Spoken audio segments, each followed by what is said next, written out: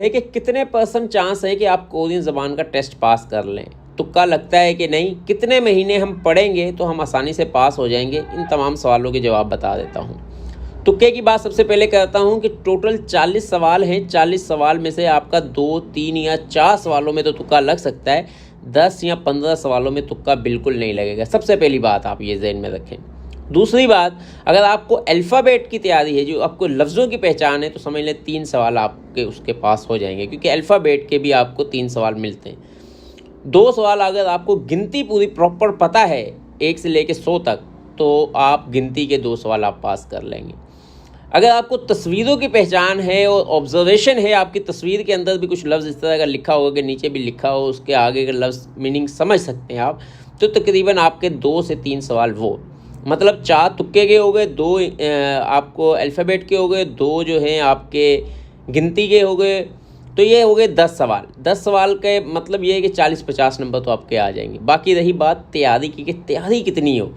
अगर आप 1 महीना पढ़ते हैं तो मेरा ख्याल है 2 से 3 सवाल ही पास कर सकेंगे। 1 महीने से इससे ज़्यादा तैयारी नहीं होगी, क्योंकि अल्फ़ाबेट आएगा, हिज्जे करना आएगा, और जो आप रट्टा लगाएंगे वो वहाँ पे उनका स्टाइल बोलने का ऐसा है, उनका लहजा ऐसा है कि आपको समझ में नहीं आएगा। आपने याद तो कुछ और किया था, आपने याद तो शिप किया था, उसने शी करके बोल के चली गई, तो समझ में नहीं आएगा। तो मैंने तो शिप करके याद किया था, यहाँ पे तो शी बोल के गई है, तो मैं इसको करेक्ट करूँ या ना करूँ। लिहाजा 1 महीने में कोई ऐसी तैयारी नहीं होती। कम से कम आपके पास 2 महीने का टाइम है, 3 महीने का टाइम है, और फिर उसके बाद आती है प्रैक्टिस की, कि आपकी प्रैक्टिस कितनी है। एक दिन में 1 घंटा है, 2 घंटे है, 4 घंटे, 8 घंटे, 12 घंटे या 24 घंटे। जितनी ज़्यादा प्रैक्टिस है उतने ज़्यादा चांसेस हैं। एक बात याद रखिएगा, आपने 24 घंटे हरगिज़ नहीं पढ़ना है। आपने अपनी नींद मुकम्मल करनी है, आपकी नींद पूरी होनी चाहिए, ग़िज़ा पूरी होनी चाहिए, उसके बाद आपने पढ़ना है। अगर आप ये सोच रहे हैं कि मैं रात को जाग के पढ़ूंगा, तो वो नींद में आप पढ़ेंगे, वो आपको याद नहीं होगा, प्रैक्टिकल लाइफ को उसको हैंडल नहीं करेंगे, तो आप जो याद करेंगे वो मुश्किल होगी। इसलिए आप नींद पूरी करें, ग़िज़ा अपनी पूरी करें, उसके बाद आप अपने इस पढ़ाई पे तवज्जो दें। तकरीबन 8 से 10 घंटे अगर डेली आप पढ़ते हैं, तो 2 महीने आपकी अगर मुसलसल मेहनत है, तो बहुत ज़्यादा चांसेस हैं कि 110 नंबर तक आपके नंबर आ जाएँ। और अगर आप 5 घंटे पढ़ते हैं तो उस हिसाब से लगा लें 4 महीने लगेंगे। अगर आप 2 घंटे पढ़ते हैं डेली, तो 6 महीने आपको लगेंगे। और पढ़ने से मुराद ये है कि ऐसा पढ़ना है कि जो एक बार पढ़ लिया है तो वापस भूलना नहीं है। ऐसा नहीं है कि 2 घंटे में एक लफ्ज़ याद किया और अब मैं 6 महीने में तो याद हो जाएंगे 400 लफ्ज़ में याद करके वो टेस्ट पास कर लूँगा, ऐसा कोई चांस नहीं है। आपके टेस्ट पास होने के चांस, अगर आपके पास 3 महीने हैं और 3 महीने आप डेली 10 घंटे पढ़ते हैं और डेली के समझ लें कि 5 पेज याद करते हैं, 5 से 6 पेज डेली के याद करते हैं, तो फिर समझ लें कि आप बहुत ज़्यादा चांस है कि आप पास हो जाएं। अगर आप डेली का 1 पेज याद करते हैं, बुक का एक चैप्टर याद करते हैं, मतलब चैप्टर का 1-2 लाइन याद करते हैं, तो फिर कम चांस है। मगर एक और बात बताता जाऊँ कि शुरू के 3, 4, 5 चैप्टर मुश्किल लगते हैं, क्योंकि उसके बाद जो चैप्टर आते हैं उससे रिलेटेड वर्ड्स मिलते हैं आगे। जैसे कि गिनती के वर्ड्स भी पीछे भी हैं, आगे भी हैं, जैसे कि मतलब कि खा, ना, जा, मा, इस तरह के लफ्ज़ हैं। हंसना, रोना, बैठना, उठना, जाना, प्लास, पाना पीछे भी इस्तेमाल हुआ, आगे भी हुआ है। शिकतांग पीछे भी इस्तेमाल हुआ, आगे भी इस्तेमाल होगा। तो डेली रूटीन के वर्ड्स जो हैं आगे भी इस्तेमाल होंगे, तो ज़्यादा चांस होते हैं। हाँ, मुश्किल होते हैं, पैराग्राफ लंबे हो जाते हैं, मगर इसका हरगिज़ मतलब नहीं है कि वो याद नहीं होते। आप उसको 1 बार पढ़ें नहीं समझ आएगा, 2 बार पढ़ेंगे कुछ समझ में नहीं आएगा, 3 बार पढ़ेंगे तो बस कोई पढ़ सकेंगे, मीनिंग पता नहीं चलेगा।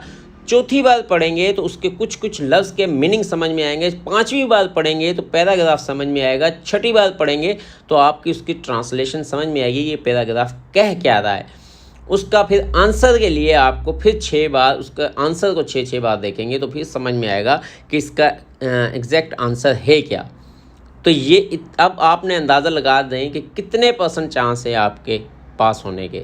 तो मेहनत करें, जी जान से मेहनत करें। ये मौका मिला है, लक सिर्फ वहाँ तक थी जहाँ तक आपका नाम आना था। आगे आपने फेल हो गए, लक के ऊपर कुछ किया, तो मैं बता दूँ फिर मुझे गुस्सा आ जाना है कि फिर लक वक की कोई कहानी नहीं है। फिर सारी आप लोगों की हड़हरामी है, आप लोगों की नलायकी है, आप लोगों की बेफिक्री है।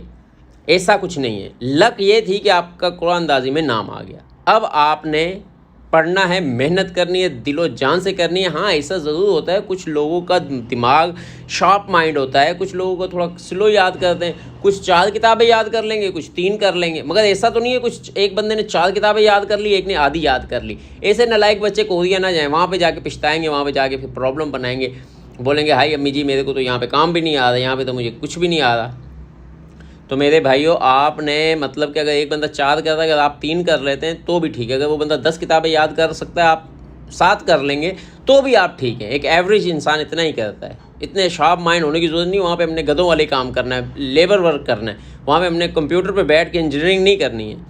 वहाँ पे हमने सिर्फ और सिर्फ वर्क करना है जो उन्होंने बोलना है। बस ज़बान आनी इतनी चाहिए कि भाई मैंने खाना खाने जाना है, मैंने वॉशरूम जाना है, मैंने ये करना है, मशीन बंद हो गई है, मशीन चल रही है, मशीन में फुलियांग आ रहा है, मशीन का ये मसला है। इस तरह की बातें करनी है। वहाँ पे ऐसी कोई कहानियाँ नहीं सुनानी है कि भाई हीर रांझे की कहानी बैठ के लेके सुनोगे, भाई उसने भैंसें पाली हुई थी तो वो भैंसें उसकी चराने जाता था। ऐसी कोरियन आने की ज़रूरत भी नहीं है। वो इस्तेमाल करनी है, वो सीखनी है जो डेली रूटीन की है, जो मशीनों के पास इस्तेमाल होती है, जो काम के दौरान इस्तेमाल होती है।